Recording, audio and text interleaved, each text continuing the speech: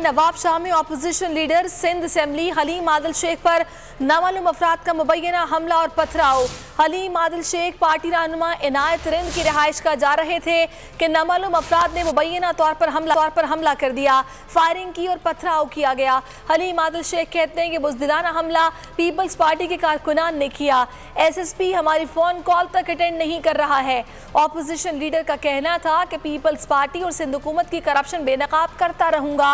Worker की शादी में शिरकत के लिए आया था नवाब शाह, जहां मुझ पर हमला किया गया। ये कहा गया हलीम आदिल शेख की जानिब से कि कारकुनान पीपल्स पार्टी के हैं जिन्होंने हमला किया है।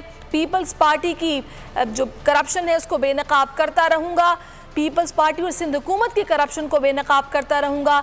हलीम आदिल शेख पर हमला किया गया, पथराव किया गया। कारकुन की शादी की तकरीब में वो नवाब शाह पहुँचे जहाँ पर उन पर यह हमला किया गया।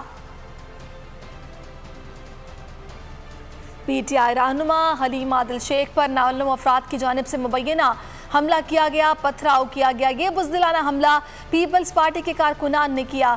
हलीम आदिल शेख की जानिब से ये कहा जा रहा है कि ये कारकुनान है पीपल्स पार्टी के जिनकी जानिब से हमला किया गया है। ये बुज़दिलाना हमला है और मैं पीपल्स पार्टी और सिंध हुकूमत की करप्शन बेनकाब करता रहूँगा।